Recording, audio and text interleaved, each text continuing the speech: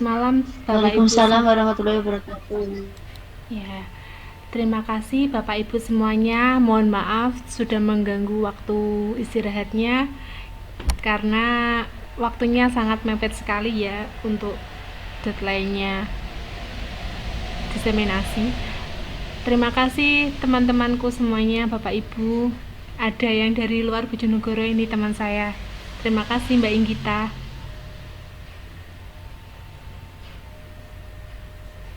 Hari ini saya akan menyampaikan diseminasi saya pada modul 1.4, yaitu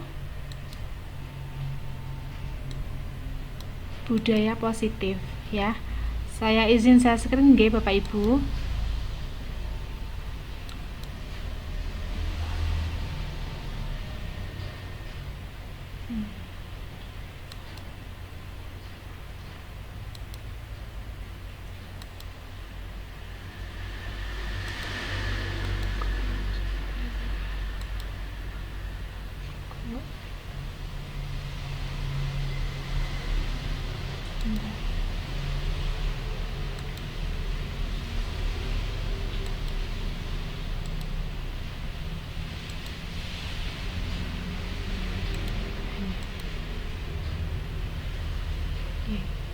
Sudah nampak di layar atau belum Bapak Ibu?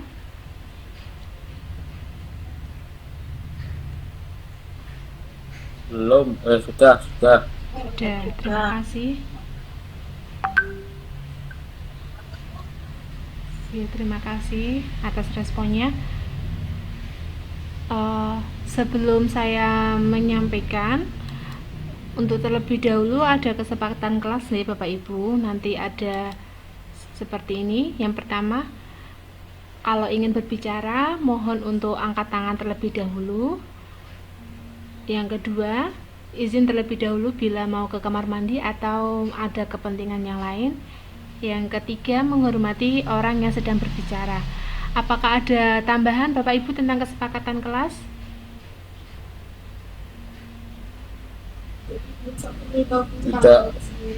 Tidak. Setuju dengan itu aturannya. Oke, terima kasih Bapak Ibu. Baiklah, saya akan langsung saja materi tentang diseminasi saya, budaya positif.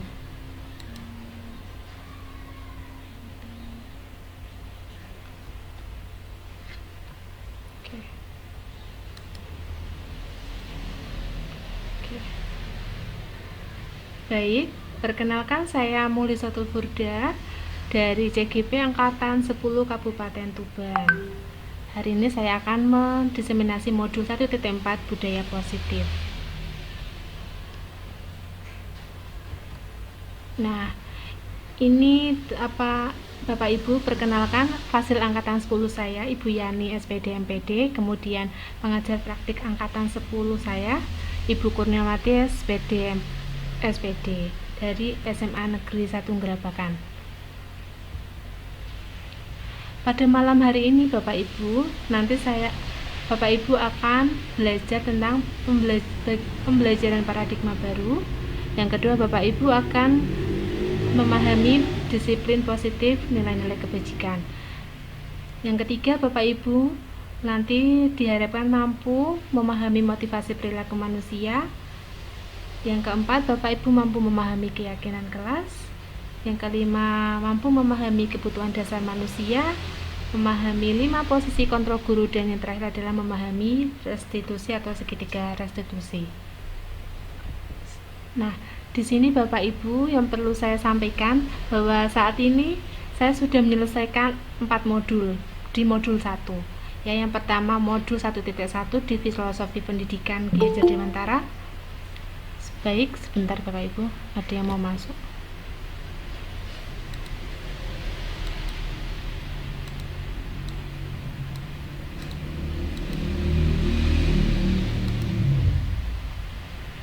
Oke. Terima kasih Pak Pandu. Yang pada modul 1.2 saya sudah belajar tentang nilai dan peran guru penggerak. Pada selanjutnya modul 1.3 visi guru penggerak, yang terakhir ini modul 1.4 budaya positif. Oke. Baik, selanjutnya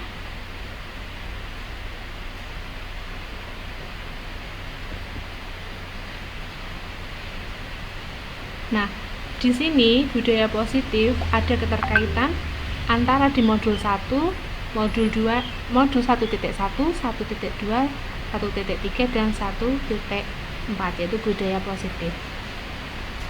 Di mana budaya positif pada filosofi Ki Hajar Dewantara menjalankan budaya positif di sekolah akan mempermudah tercapainya tujuan pendidikan nasional filosofi Ki Hajar Dewantara, yaitu berpihak pada murid dan bersifat menuntun.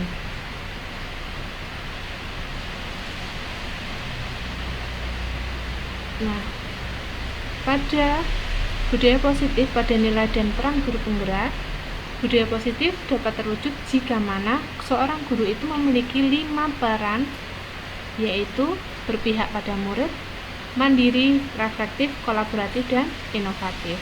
Dan budaya positif tersebut dapat terwujud dengan mendorong kolaborasi antar warga sekolah. Jadi tidak ada kolaborasi, maka budaya positif tidak akan bisa berjalan dengan baik. Yang terakhir, pada modul 1.3, budaya positif itu ada visi guru penggerak. Salah satu perubahan yang diinginkan sesuai dengan visi guru penggerak, yaitu terbentuknya budaya positif supaya sekolah menjadi aman, nyaman, dan berpihak dengan murid.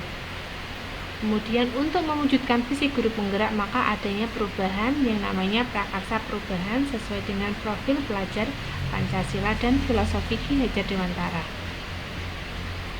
Nah, Bapak Ibu, di budaya positif di sini ada 7 ya.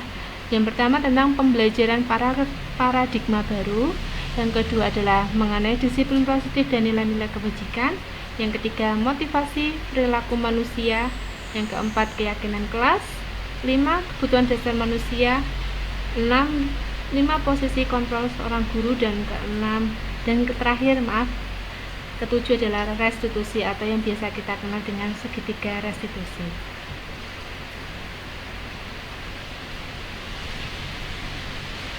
Nah,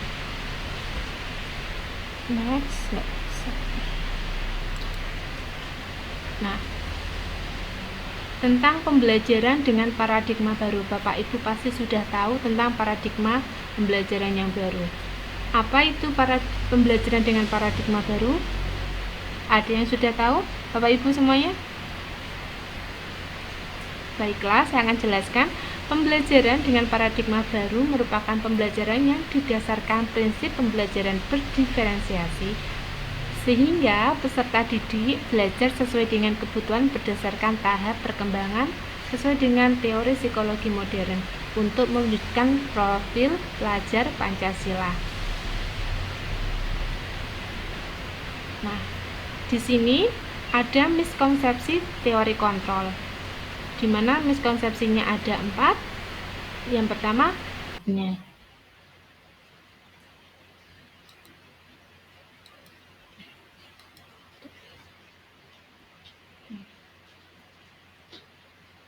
lanjut lagi.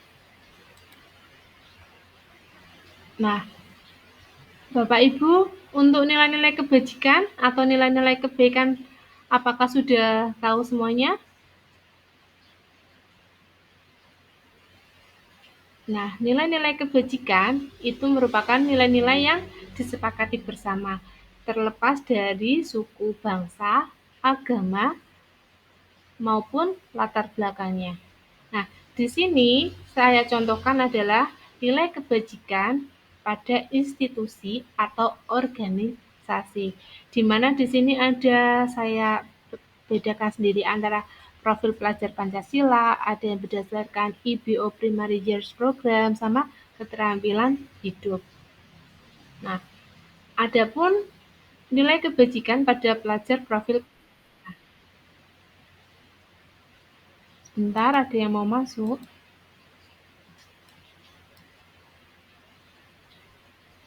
Oke, terima kasih. Terima kasih, selamat bergabung.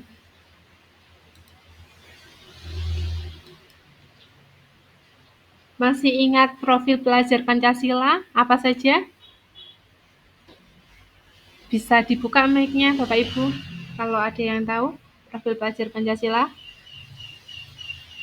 Ada beriman, bertakwa kepada Tuhan Yang Maha Esa, dan berakhlak mulia. Kemudian ada mandiri, bernalar kritis, kebinekaan global, bergotong royong, kreatif, dan lain sebagainya. Itu merupakan contoh dari nilai-nilai kebajikan pada profil pelajar Pancasila.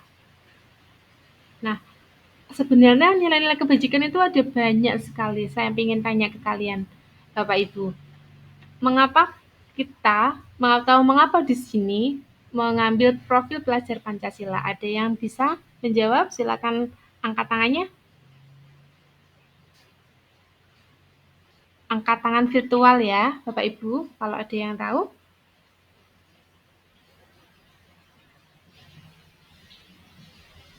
Wah, ada diem-dieman semua ini. Baik, saya lanjutkan. Mengapa kita pakai profil pelajar Pancasila? Karena kaitannya dengan sekarang ini adalah kita memakai kurikulum Merdeka. Sebenarnya pada kurikulum kemarin apa tidak memakai karena untuk penilaian sikap ya yang ada di rapot itu ya penilaian sikapnya kita menggunakan profil pelajar Pancasila ada beriman benar bertakwa mandiri bernalar kritis dan lain-lain sebagainya itu. Nah, kebutuhan dasar manusia di sini. Kebutuhan dasar manusia adalah segala sesuatu yang dilakukan untuk mewujudkan apa yang kita inginkan. Seluruh tindakan yang kita lakukan memiliki tujuan tertentu dan semua usaha yang terbaik yang kita lakukan adalah dalam rangka kebutuhan dasar agar terpenuhi dengan baik. Ada yang tahu berapa kebutuhan dasar manusia, Bapak Ibu? Coba saya tunjuk ya, nanti yang saya tunjuk silakan berbicara. Siapa ini ya? Oke. Pak Maliki coba. Masih ingat kebutuhan dasar manusia, Pak Maliki? Ada berapa? Atau contohnya saja satu apa?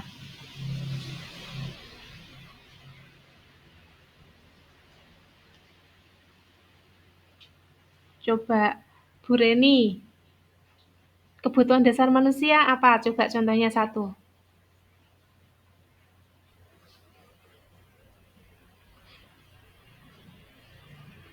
Di kalau malu bisa ditulis di kolom chat ya. Kalau malu menjawab. Ulang siapa ya? Ya.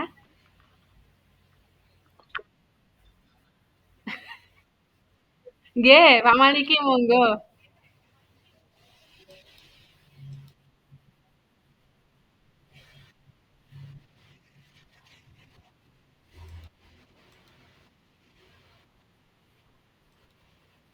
Ya menurut jenengan aja, Pak.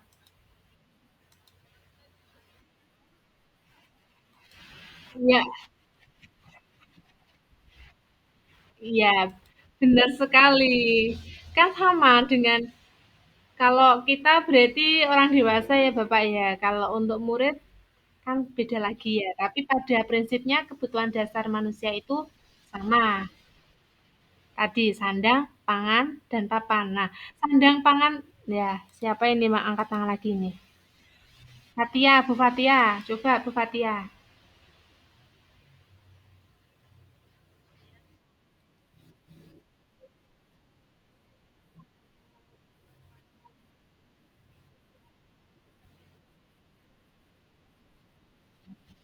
Ya, tepat sekali. Ya, oke kita lihat ya. Mm-mm. Ada kebutuhan bertahan hidup. Terima kasih Bu Fatia. Tepuk tangan ya, tepuk tangan virtual bisa dipencet tombol like dan lain-lain. Ya, terima kasih. Semua jawaban dari Pak Maliki, Bu Fatia, semuanya betul. Di sini tidak ada yang salah ya, semuanya betul. Nah, jadi kebutuhan dasar manusia, yang pertama kebutuhan bertahan hidup. Di mana tadi Pak Maliki menjelaskan bahwa sandang, pangan, dan papan. Sandang itu berarti apa? Sandang itu pakaian, pangan, makanan, papan, tempat tinggal. Berarti merupakan kebutuhan bertahan hidup. Yang kedua, kebutuhannya adalah kasih, sayang, dan rasa diterima. Seperti misalkan Bapak Ibu berbagi, kemudian Bapak Ibu merasa diterima di masyarakat, itu merupakan kebutuhan dasar kasih sayang dan rasa terima. Kemudian yang ketiga, kebutuhan dasar penguasaan tentang harga diri, sebaik memimpin, berprestasi, diakui, didengar, itu adalah penguasaan. Yang keempat, kebebasan, di mana itu mandiri, memiliki pilihan, mencoba hal-hal yang baru, tentang freedom, kebebasan. Kemudian kesenangan, bisa dicontohkan di sini adalah bermain, tertawa, humor, dan lain sebagainya. Mungkin Bapak Ibu untuk kesenangan di sini kan kesenangannya bermain, tertawa, humor mungkin anak-anak ya. Kalau untuk orang dewasa mungkin beda lagi. Mungkin bisa belanja, bisa apa? Piknik, shopping, apa namanya jalan-jalan. Nah, tapi perlu diingat kebutuhan dasar manusia di sini adalah lingkupnya adalah untuk murid ya. Kaitannya dengan pendidikan.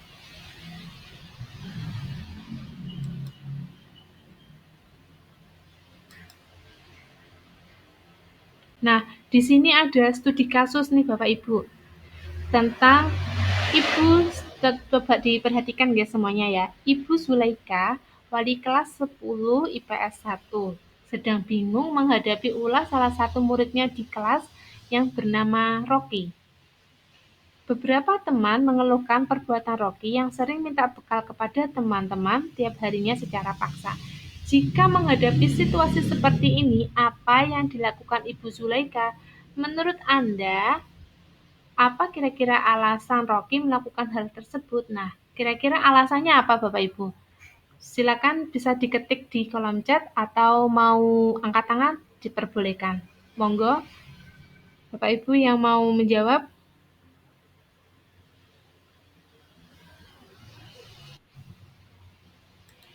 Ya, sebentar ini siapa ini? Bu Fatia, monggo.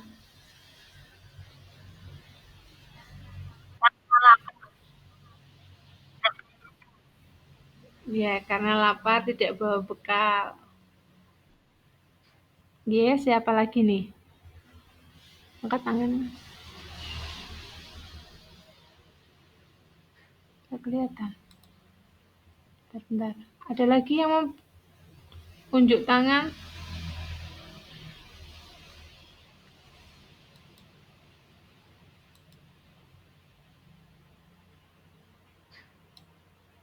Tidak ada lagi? Tadi jawabannya karena lapar tidak bawa bekal. Bentar, ini siapa lagi nih? Pak Aga, monggo Pak Aga. Silakan Pak Aga.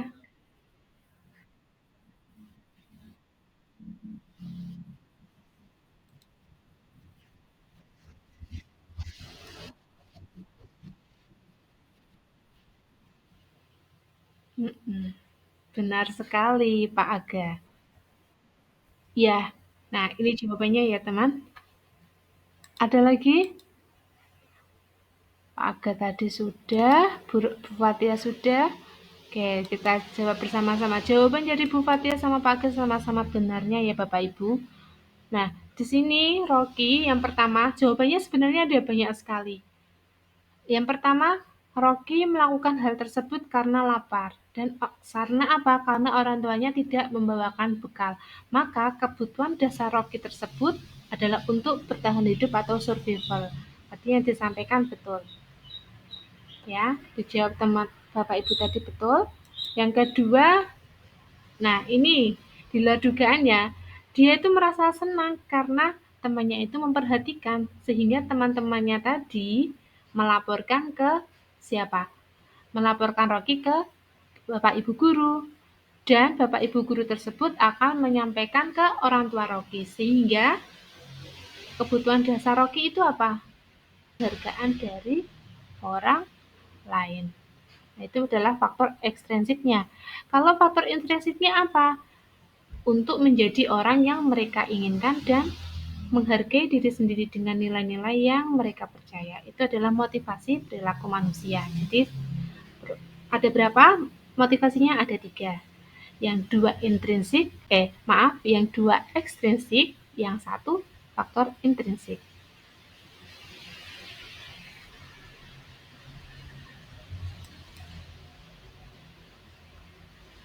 Nah, di sini ada hukuman, konsekuensi, sama restitusi.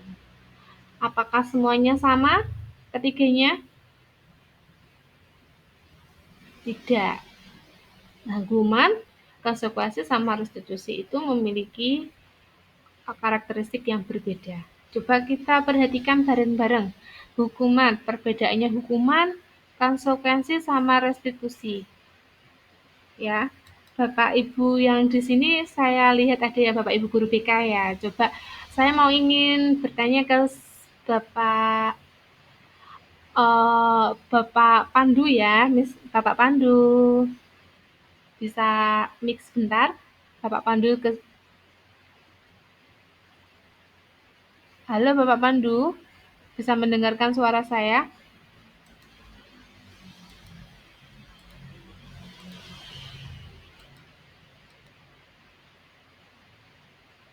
Atau Bapak Heru, tolong disampaikan ya. Saya mau bertanya Bapak Heru. Coba Bapak Heru, hukuman, konsekuensi, sama restitusi. Sudah pernah dengar belum Bapak tentang restitusi? Bapak Heru, sudah pernah?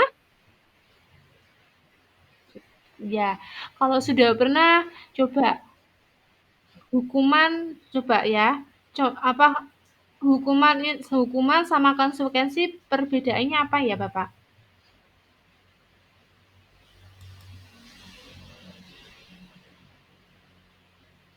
Sama nggak hukuman sama konsekuensi?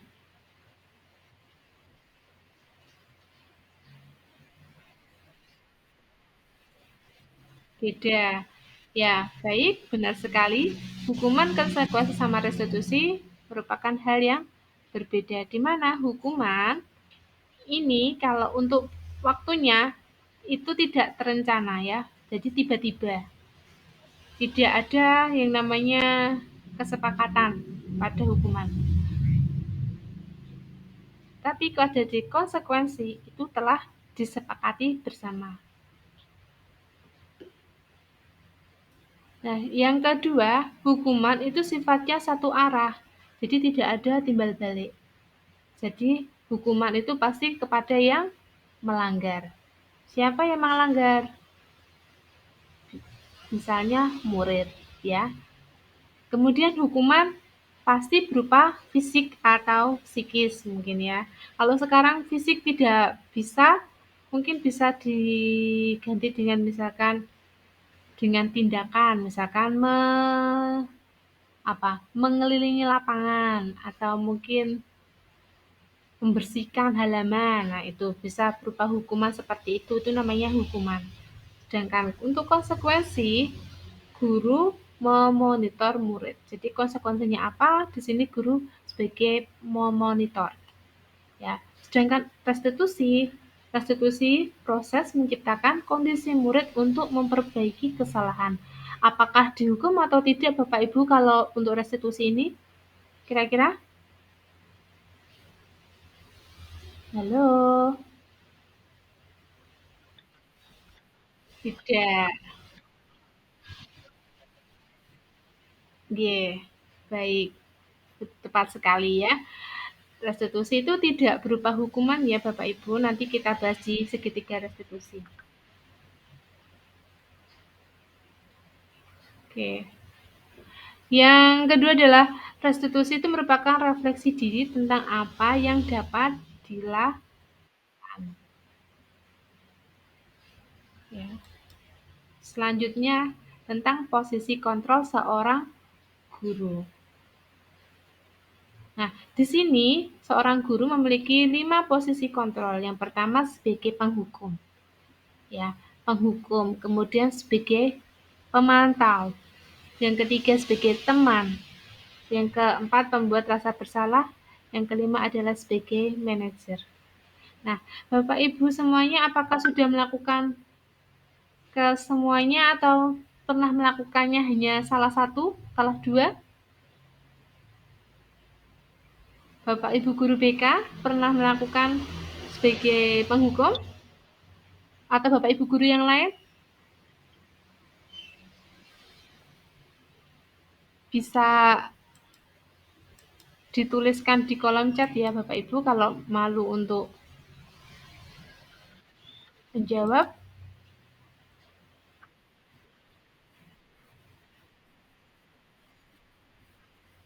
Mm-mm.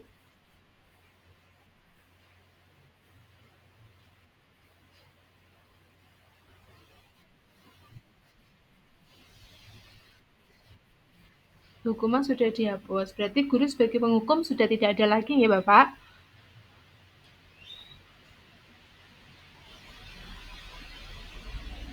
Apa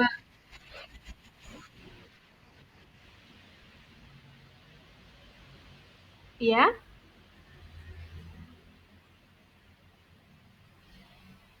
Bisa diulangi? Putus-putus suaranya.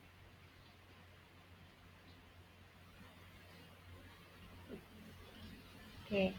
Nanti sambil ada contohnya ya. Oh, gitu. Tidak boleh memberikan hukuman, tapi boleh memberikan sanksi. Tidak berlaku. Oke, baik ya. Nanti kita pelajari bareng-bareng ya. Apa mana yang sebagai penghukum, teman sama manajer. Di sini ada. Nah, oke. Nah ini. Nah, di sini contoh penerapan posisi kontrol guru. Nah, ini contoh studi kasusnya tentang siswa yang datang terlambat ke sekolah.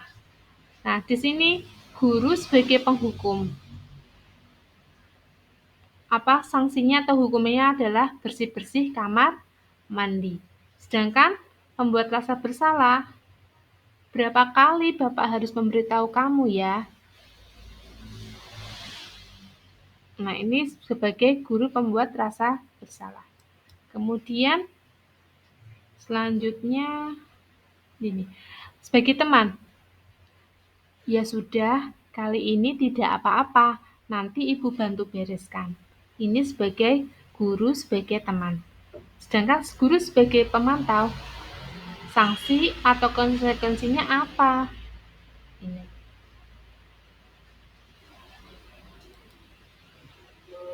Nah, sedangkan kalau yang manajer, apa kamu tahu kesalahanmu? Apa rencana kamu untuk memperbaiki kesalahan ini? Nah, ini sebagai manajer. Nah, dari kelima posisi kontrol seorang guru ini yang paling baik menurut Bapak Ibu yang sebagai apa kira-kira? Kan kata Pak Heru tadi bilangnya tidak ada hukuman, jadi sebagai penghukum tidak ada ya. Berarti yang paling baik apa? Yang paling baik atau sebagai manajer. Iya, betul sekali Bapak Aga tempat. Terima kasih. Nah, di sini ya bisa tepuk tangan untuk Pak Aga sudah menjawab dan Pak Heru. Terima kasih. Tepuk tangan virtual ya.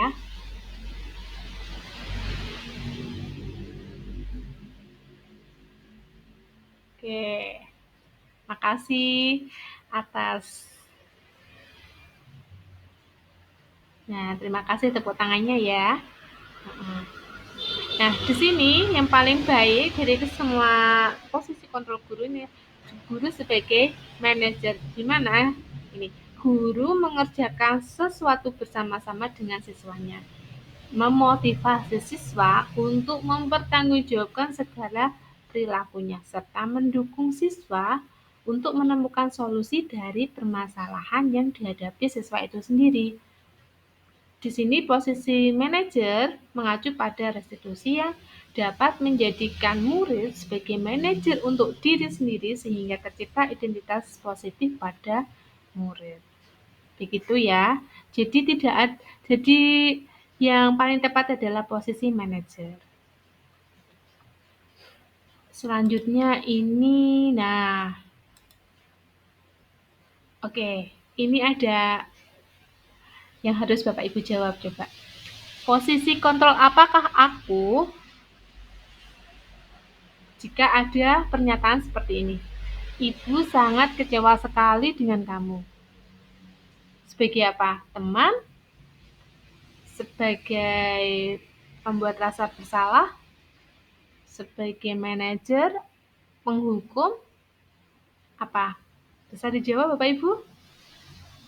Ibu sangat kecewa sekali dengan kamu. Seperti apa ini? Ya, tepat sekali, Bapak. Jadi, kata-kata atau refleksi dari Bapak Ibu dengan mengungkapkan Ibu sangat kecewa sekali dengan kamu itu merupakan posisi kontrol sebagai pemberi rasa bersalah, pembuat rasa bersalah. Yang selanjutnya, kalau ada pernyataan demikian, jika kamu meyakininya, apa kamu bersedia memperbaikinya? Kira-kira ini posisi kontrolnya sebagai apa? Jika kamu meyakininya, apakah kamu bersedia memperbaikinya? Kira-kira sebagai apa?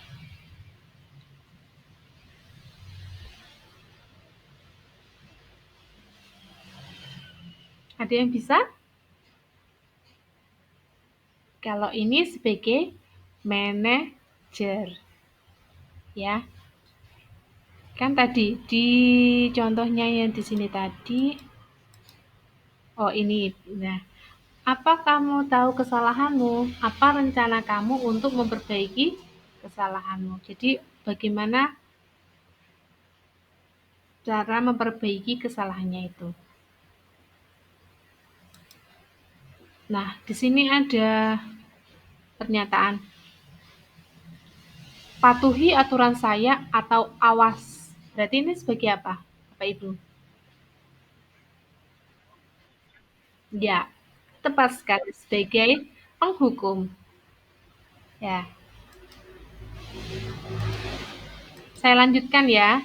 Kemudian di keyakinan kelas. Mengapa keyakinan kelas dan mengapa tidak peraturan kelas saja? Apa bedanya keyakinan sama peraturan?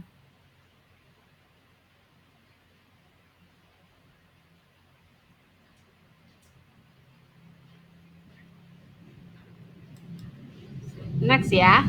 Jadi kalau keyakinan kelas itu merupakan pernyataan universal. Jadi pernyataan-pernyataannya secara universal atau secara umum.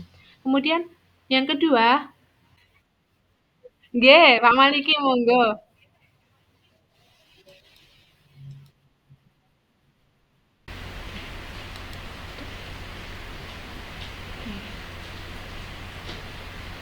Lanjut lagi. Nah, Bapak Ibu, untuk nilai-nilai kebajikan atau nilai-nilai kebaikan, apakah sudah tahu semuanya? Nah, nilai-nilai kebajikan itu merupakan nilai-nilai yang disepakati bersama, terlepas dari suku, bangsa, agama, maupun latar belakangnya. Nah, di sini saya contohkan adalah nilai kebajikan pada institusi atau organisasi, di mana di sini ada saya bedakan sendiri antara profil pelajar Pancasila, ada yang berdasarkan IBO Primary Years Program, sama keterampilan hidup. Nah, adapun nilai kebajikan pada pelajar profil Pancasila. Sebentar, ada yang mau masuk.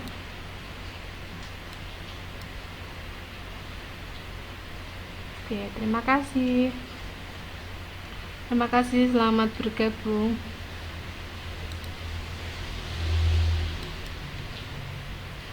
Masih ingat profil pelajar Pancasila? Apa saja? Bisa dibuka mic-nya Bapak Ibu kalau ada yang tahu profil pelajar Pancasila. Ada beriman, bertakwa kepada Tuhan Yang Maha Esa, dan berakhlak mulia. Kemudian ada mandiri, bernalar kritis, kebinekaan global, bergotong royong, kreatif, dan lain sebagainya. Itu merupakan contoh dari nilai-nilai kebajikan pada profil pelajar Pancasila. Nah, sebenarnya nilai-nilai kebajikan itu ada banyak sekali. Saya ingin tanya ke kalian, Bapak Ibu, mengapa di sini mengambil profil pelajar Pancasila? Ada yang bisa menjawab? Silakan angkat tangannya. Angkat tangan virtual ya, Bapak Ibu, kalau ada yang tahu.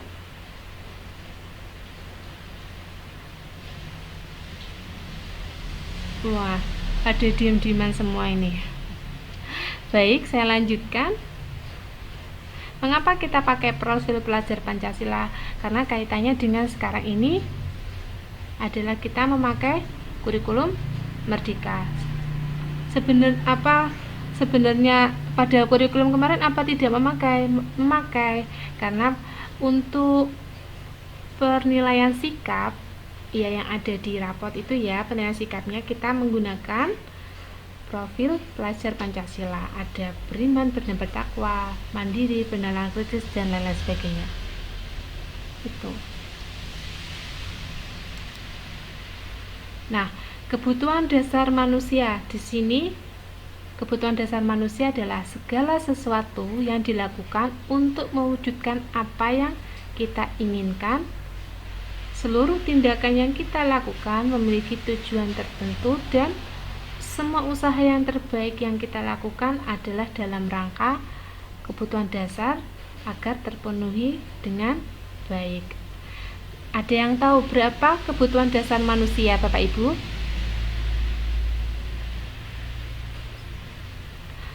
Coba saya tunjuk ya, nanti yang saya tunjuk silakan berbicara.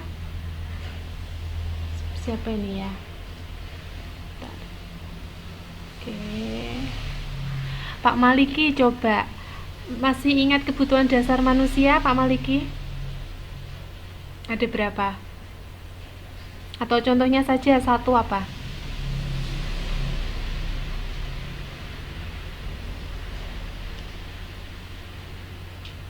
Coba Bu Reni, kebutuhan dasar manusia apa? Coba contohnya satu.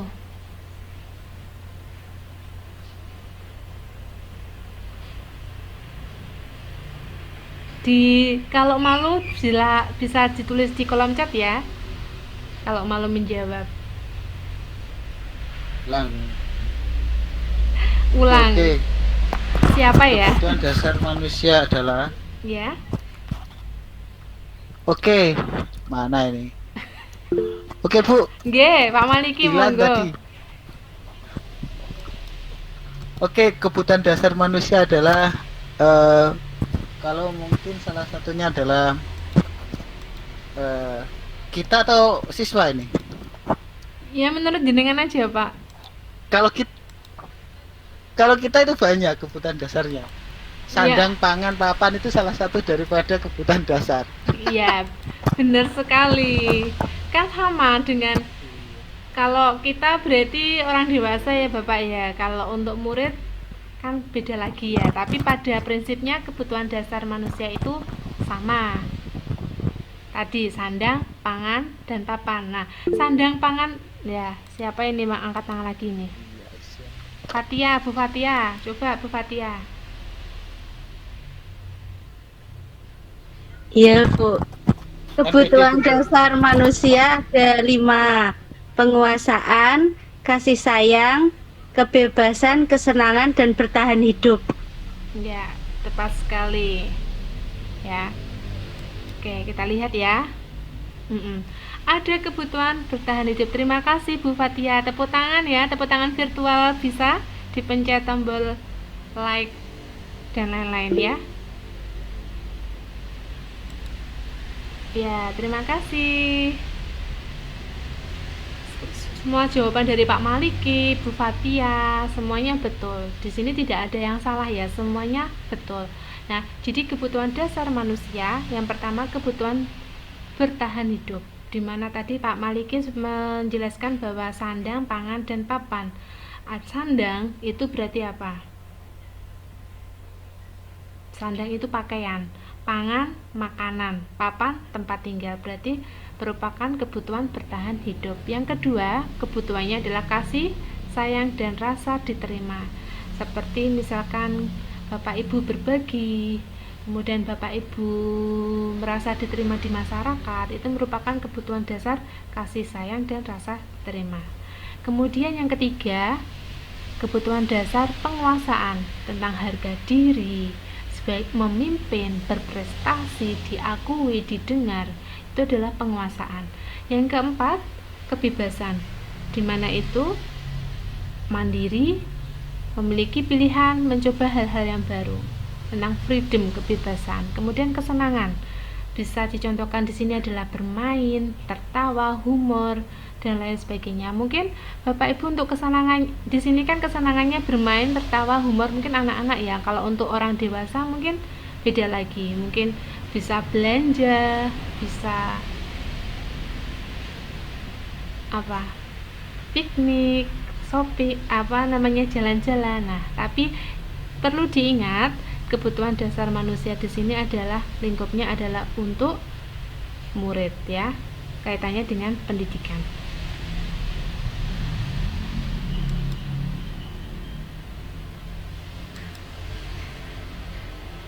Nah, di sini ada studi kasus nih Bapak Ibu tentang Ibu, coba diperhatikan guys semuanya ya. Ibu Zulaika, wali kelas 10 IPS 1, sedang bingung menghadapi ulah salah satu muridnya di kelas yang bernama Rocky. Beberapa teman mengeluhkan perbuatan Rocky yang sering minta bekal kepada teman-teman tiap harinya secara paksa. Jika menghadapi situasi seperti ini, apa yang dilakukan Ibu Zulaika? Menurut Anda, apa kira-kira alasan Rocky melakukan hal tersebut? Nah, kira-kira alasannya apa Bapak Ibu? Silakan bisa diketik di kolom chat atau mau angkat tangan diperbolehkan. Monggo, Bapak Ibu yang mau menjawab.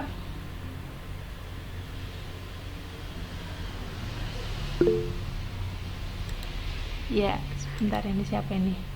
Bu Fatia, monggo. Karena lapar, tidak bawa bekal. Ya, karena lapar tidak bawa bekal. Ya, siapa lagi nih? Angkat tangan. Tidak kelihatan. Bentar. Ada lagi yang mau unjuk tangan?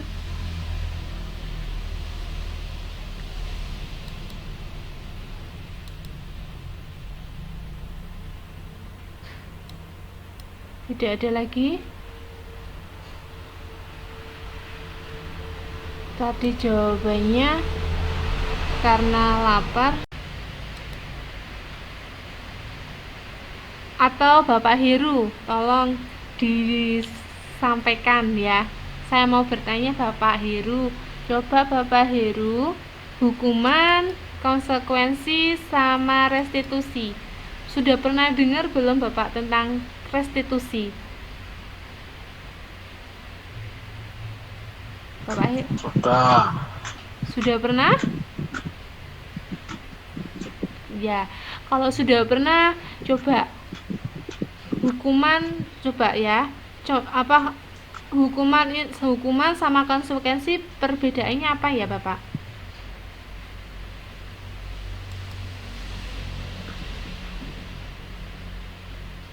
Sama nggak hukuman sama konsekuensi?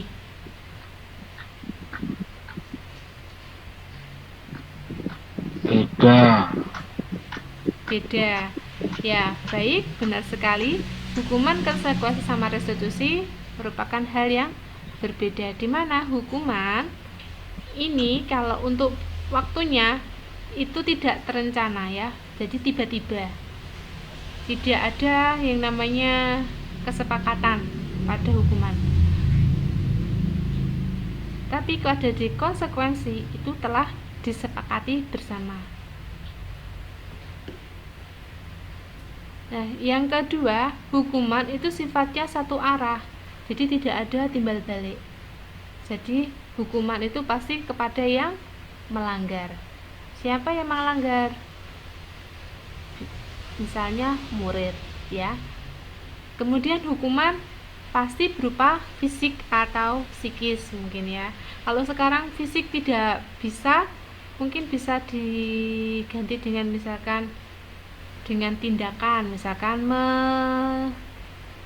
mengelilingi lapangan atau mungkin membersihkan halaman. Nah, itu bisa berupa hukuman seperti itu namanya hukuman. Sedangkan untuk konsekuensi, guru memonitor murid. Jadi konsekuensinya apa? Di sini guru sebagai memonitor. Ya. Sedangkan restitusi proses menciptakan kondisi murid untuk memperbaiki kesalahan. Apakah dihukum atau tidak Bapak Ibu kalau untuk restitusi ini? Kira-kira? Halo? Tidak. Karena untuk memperkuat gitu. Oke, baik, tepat sekali ya. Restitusi itu tidak berupa hukuman ya Bapak Ibu. Nanti kita bahas di segitiga restitusi. Oke. Yang kedua adalah restitusi itu merupakan refleksi diri tentang apa yang dapat dilakukan. Ya.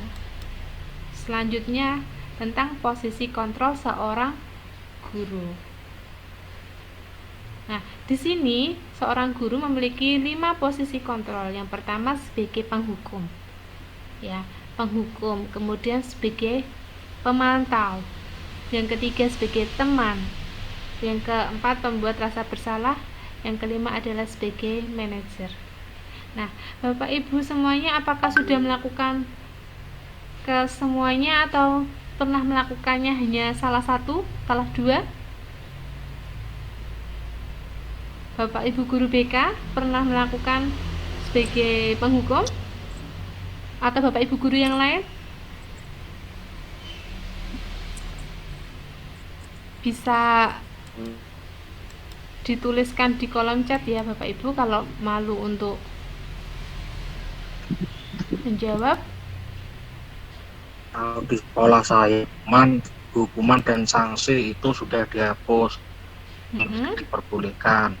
Sekolah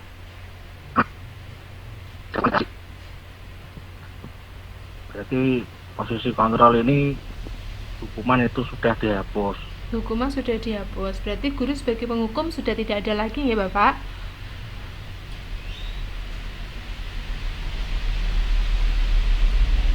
Apa? Kalau saya itu sebagai dokter Memutuskan sendiri. Iya?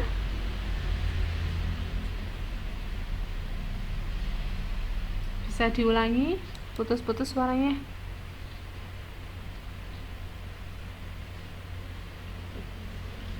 Oke. Nanti sambil ada contohnya ya. Arah mana itu tidak boleh memberikan hukuman, boleh memberikan sanksi. Oh, gitu. Tidak boleh memberikan hukuman, tapi boleh memberikan sanksi. Berarti 5 posisi kontrol itu tidak berlaku. Tidak berlaku. Oke, baik ya. Nanti kita pelajari bareng-bareng ya. Apa mana ya sebagai penghukum, teman sama manajer. Di sini ada. Nah. Oke. Ini. Nah, di sini contoh penerapan posisi kontrol guru. Nah, ini contoh studi kasusnya tentang siswa yang datang terlambat ke sekolah. Nah, di sini guru sebagai penghukum. Apa sanksinya atau hukumannya adalah bersih-bersih kamar mandi. Sedangkan pembuat rasa bersalah, berapa kali Bapak harus memberitahu kamu ya? Nah, ini sebagai guru pembuat rasa bersalah. Kemudian selanjutnya ini sebagai teman. Ya sudah, kali ini tidak apa-apa, nanti ibu bantu bereskan. Ini sebagai guru sebagai teman. Sedangkan guru sebagai pemantau, sanksi atau konsekuensinya apa? Ini.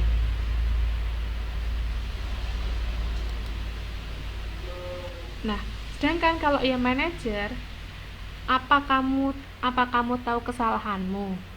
Apa rencana kamu untuk memperbaiki kesalahan ini? Nah, ini sebagai manajer. Nah, dari kelima posisi kontrol seorang guru ini yang paling baik menurut Bapak Ibu yang sebagai apa kira-kira?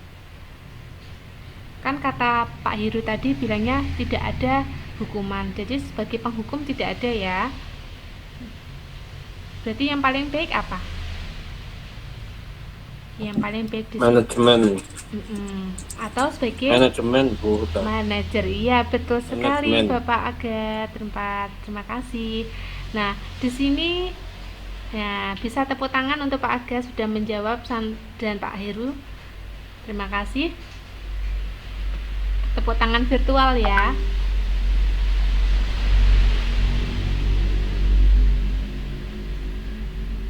Oke, makasih atas.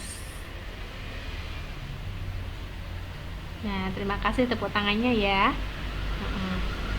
Nah, di sini yang paling baik dari semua posisi kontrol guru ini, guru sebagai manajer, di mana ini guru mengerjakan sesuatu bersama-sama dengan siswanya, memotivasi siswa untuk mempertanggungjawabkan segala perilakunya serta mendukung siswa untuk menemukan solusi dari permasalahan yang dihadapi siswa itu sendiri. Di sini posisi manajer mengacu pada restitusi yang dapat menjadikan murid sebagai manajer untuk diri sendiri sehingga tercipta identitas positif pada murid. Begitu ya. Jadi yang paling tepat adalah posisi manajer.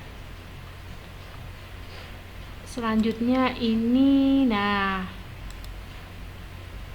oke, ini ada yang harus Bapak Ibu jawab coba.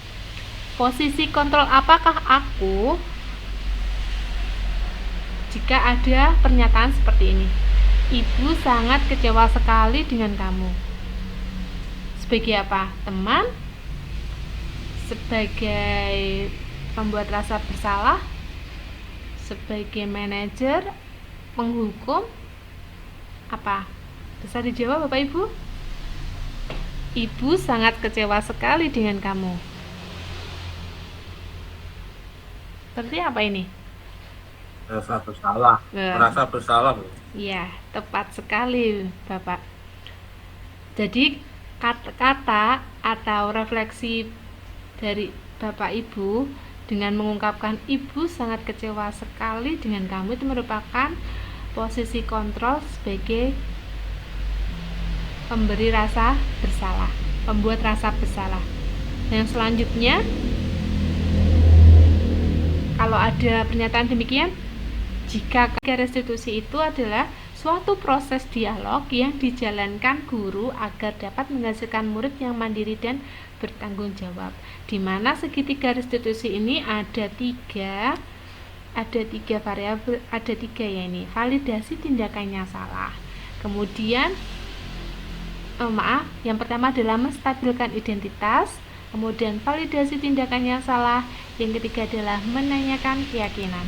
Nah, di sini menstabilkan identitas, di mana untuk mengubah identitas anak dari orang yang gagal karena melakukan kesalahan menjadi orang yang sukses. Nah, di sini kata-katanya seperti ini atau pernyataannya seperti ini. Berbuat salah itu tidak apa-apa. Tidak ada manusia yang sempurna. Banyak orang juga pernah melakukan kesalahan seperti itu. Nah, saya punya video ya Bapak Ibu, tapi bisa Bapak Ibu lihat ya, tentang menstabilkan identitas.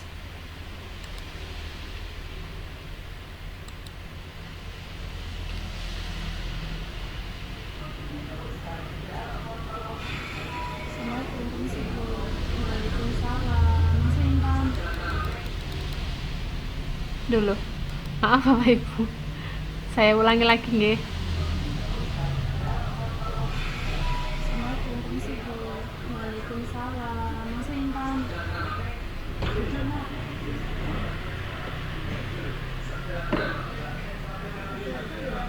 Tinggal saya mendapatkan laporan bahwa kamu habis bertengkar ya dengan tadi.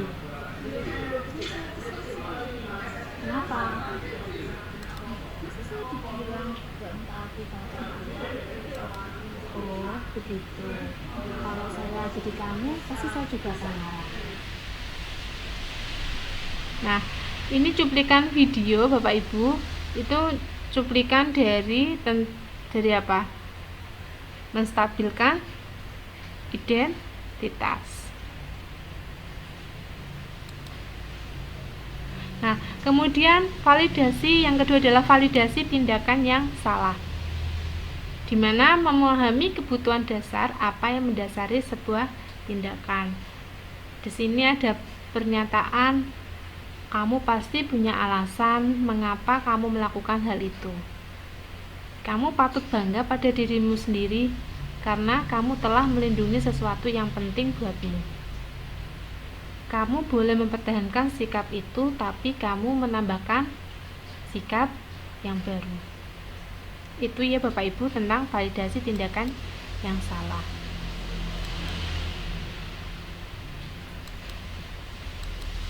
Oke. Menanyakan keyakinan. Berdasarkan teori kontrol bahwa pada dasarnya kita termotivasi secara intrinsik. Di sini ada pernyataan. Apa yang kita percaya sebagai kelas atau keluarga? Apa nilai-nilai umum yang telah kita sepakati?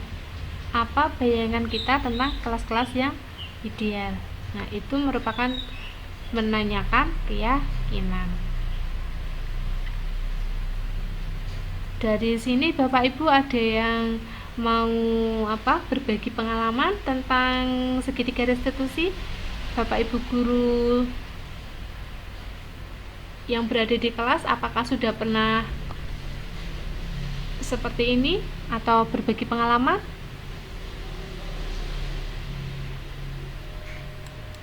Nah, yang terakhir, ini penutupnya begini.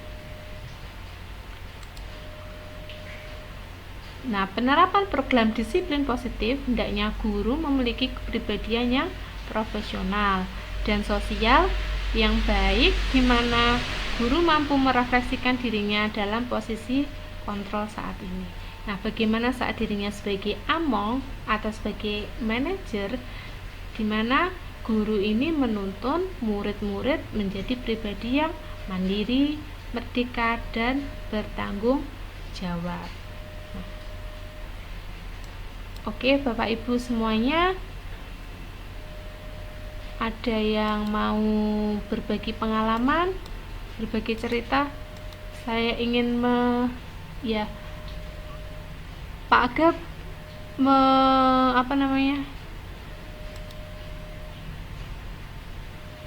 angkat tangan. Iya, Pak Aga mau berbagi pengalaman?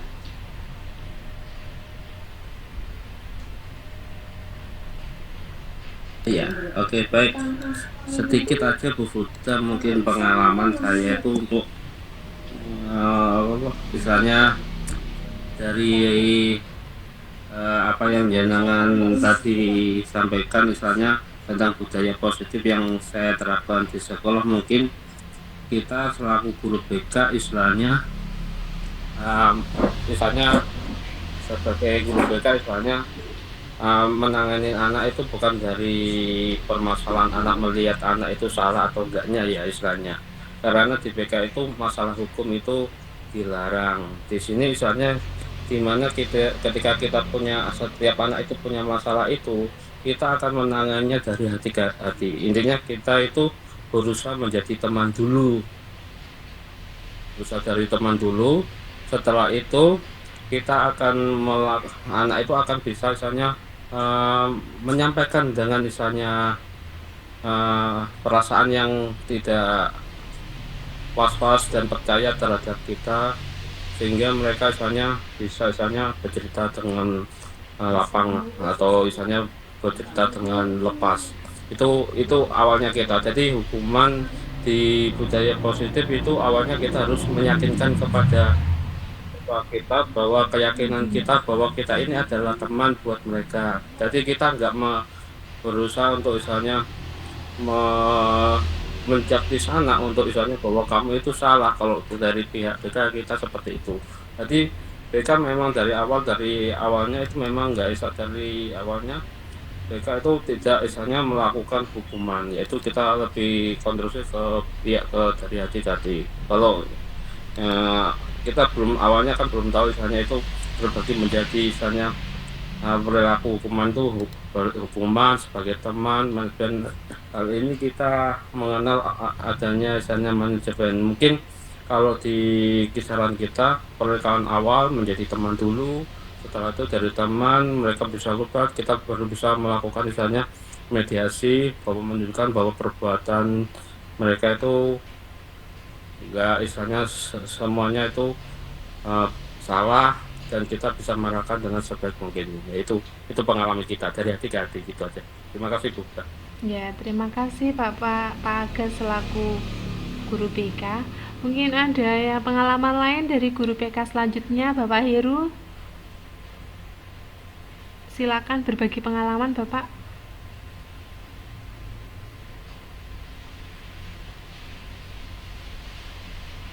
Halo, Bapak Heru, masih di tempat? Ya,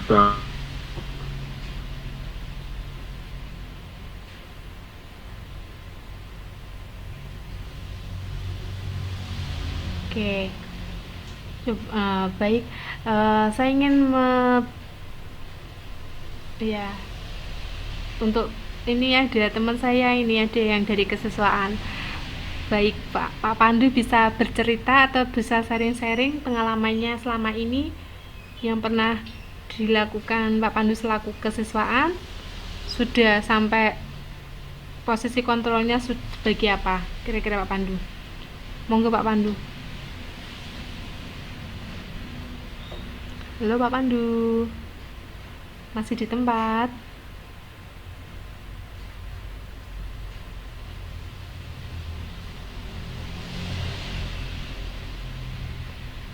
Halo, atau mungkin Bapak Ibu guru lain yang mau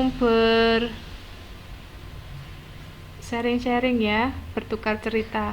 Mungkin Bu Fatia bisa membagikan pengalamannya di sekolah panjenengan, Bu Fatia, atau Pak Maliki, monggo. Bu Fat, monggo Bu Fat. Ya,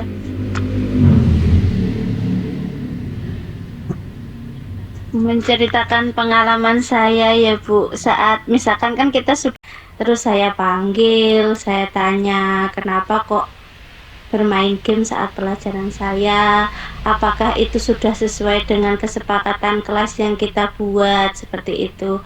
Terus saya tanyakan kira-kira mengapa kok dia melakukan hal itu. Katanya karena dia itu sudah ngegame dari istirahat Bunda, kemudian diteruskan, kan eman Bu gitu katanya. Nah, kemudian saya tanya apakah itu benar tindakan kamu, sesuai dengan kesepakatan kita atau tidak, intinya seperti itu. Kemudian saya tanya lagi ya, kira-kira solusi kamu itu gimana? Nah, dia berjanji tidak mengulanginya lagi, intinya kayak gitu. Itu kira-kira itu termasuk segitiga restitusi apa enggak?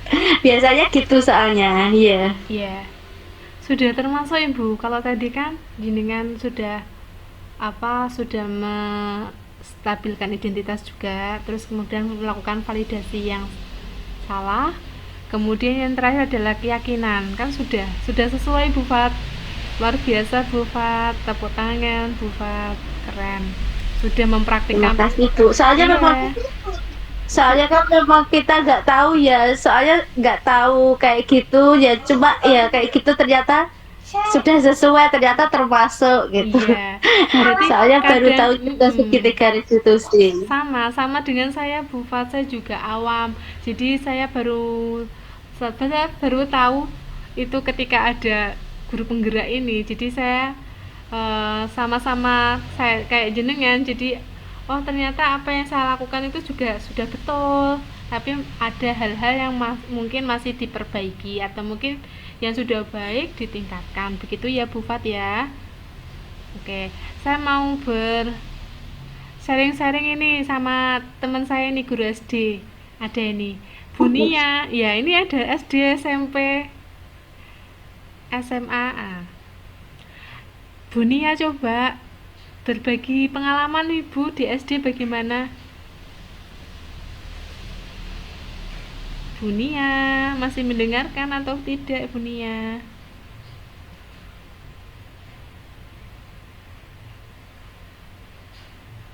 Halo Bu Nia. Sepertinya Bu Nia lagi repot. Halo Bu Nia, mendengarkan suara saya? Ya, Nah. terima kasih. Ya, kalau Ya. di SD pengalamannya seperti apa Ya, Bu terima Nia? kasih.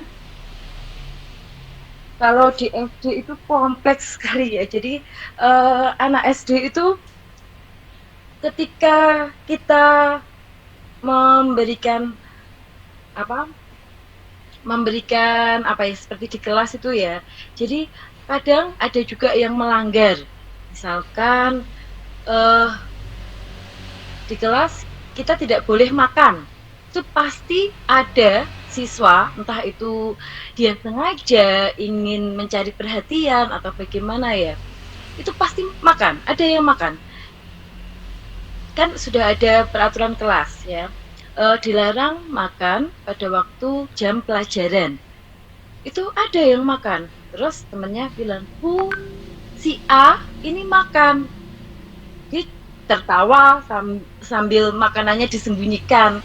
Jadi terus saya tanya, kenapa kok makan? Lapar Bu, tadi belum sarapan. Seperti itu. Itu bagaimana ya? Kalau saya ya, saya ingatkan, ini kan sudah jam pelajaran masuk, dilarang untuk makan. Saya lapar Bu, jawabannya seperti itu. Itu anak kelas 3. Jadi saya itu kan olahraga tapi juga merangkap kelas 3. Jadi kalau anak kelas 3 kan masih di bawah, kelas bawah, termasuk kelas bawah. Iya. Seperti itu. Terus selama ini Itu kalau pengalaman saya. Iya. Selama ini ketika Ibu menegur siswa, kemudian apa ada hukuman atau seperti apa Ibu? Terkadang ya sesuai peraturan, misalkan dilarang makan, kan ada nanti hukumannya apa gitu.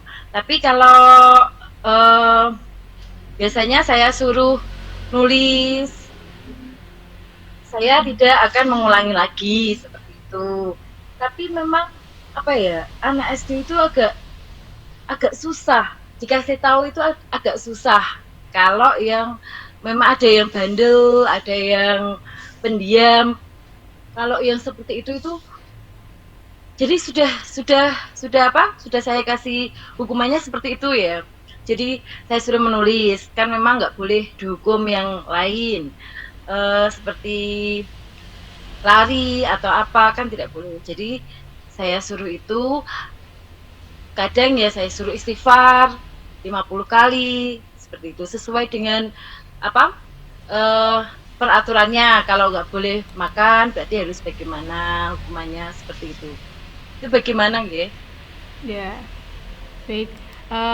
Saya sampaikan kembali ya Ibu. Tadi kalau untuk ya berarti kan tadi, nah kalau untuk di segi 3 restitusi berarti mungkin Ibu sudah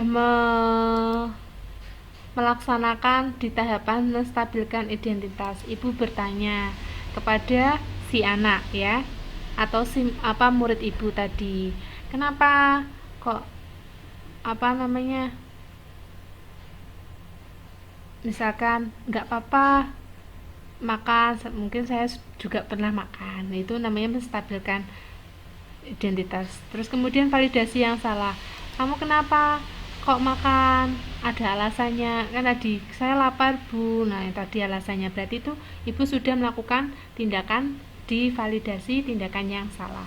Mungkin Ibu kurang atau perlu menambahkan di menanyakan keyakinan. Nah, kamu tahu kesepakatannya apa di kelas, kemudian kira-kira melanggar tidak. Nah, tadi mungkin Ibu yang belum mempraktekkan itu di kelas ya, mungkin bisa ditambahkan nanti ya ketika ada siswa yang melanggar. Dan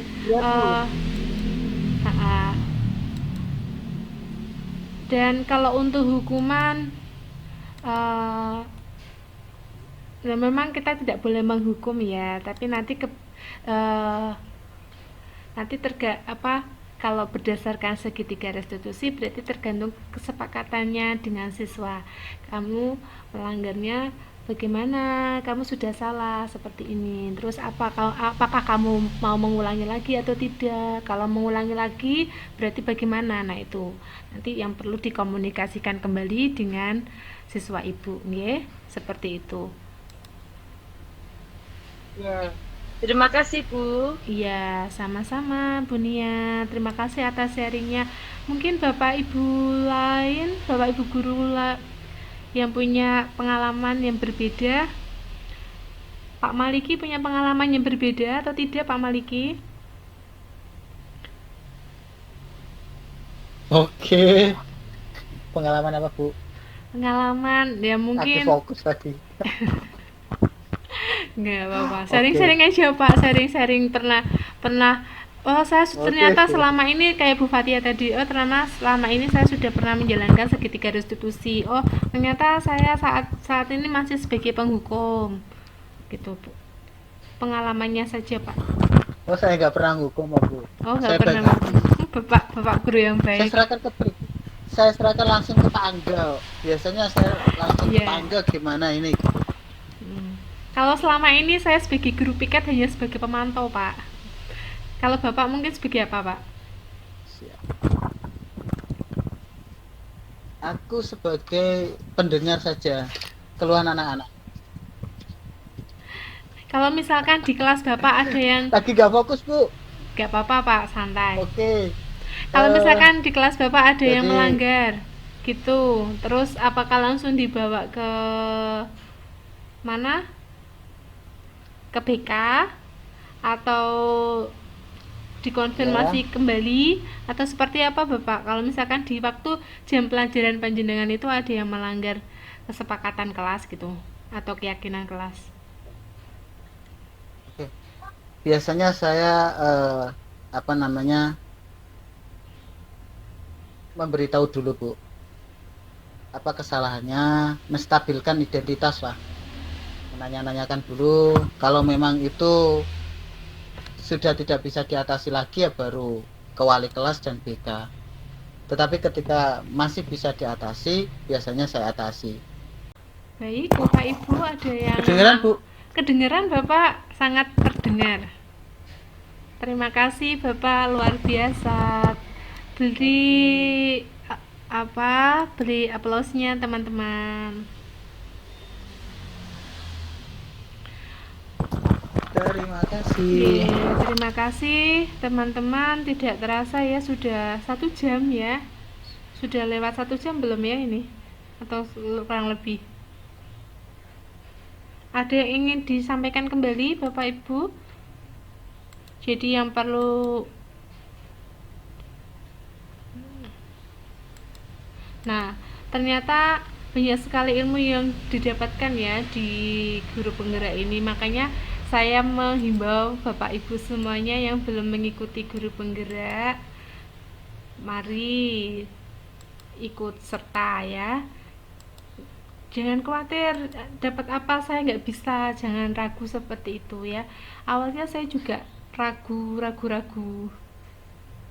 Awalnya tidak pede. Saya bukan apa namanya, saya nggak waka kok ikut guru penggerak, saya nggak punya jabatan apa-apa kok guru penggerak. Nah, bukan seperti itu Bapak Ibu.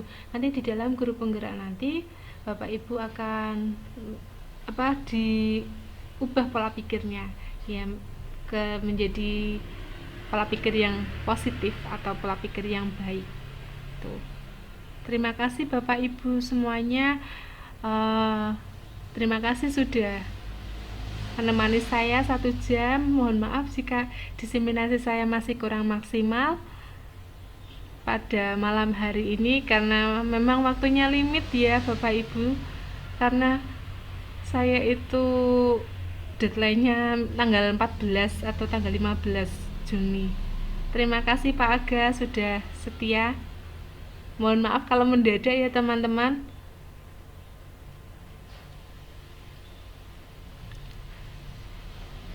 Atau gini, saya mau masukan dari Bu Iva.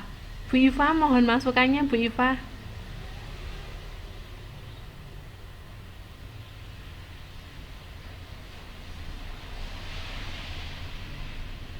Halo Bu Iva, mohon masukan.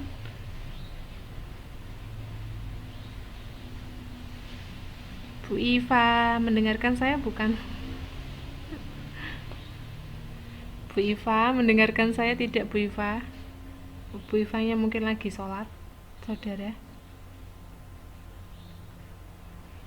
Ya, pokoknya intinya di budaya positif ini saya review ulang ya Bapak Ibu, dimana budaya positif itu Bapak Ibu semuanya nanti akan belajar mengenai pembelajaran paradigma baru, disiplin positif, dan nilai-nilai kebajikan, motivasi perilaku manusia, keyakinan kelas, kebutuhan dasar manusia, 5 posisi kontrol, dan segitiga restitusi. Itu saja. Semoga dengan nah, apakah bisa berjalan dengan baik budaya positif kalau tidak adanya kolaborasi Bapak Ibu? Bisa berjalan atau tidak? Tidak akan bisa ya Bapak Ibu. Jadi ya, tidak akan bisa. Jadi kita harus berkolaborasi. Seperti halnya saya di sini misalkan diseminasi sendiri kan tidak bisa. Jadi saya perlu kolaborasi dengan Bapak Ibu semuanya di sini ya. Terima kasih atas waktunya. Apa ada yang ditanyakan kembali atau ada mau berbagi sharing lagi? Teman-teman ada yang mau berbagi sharing? Pak Pandu mau sharing-sharing tentang siswa?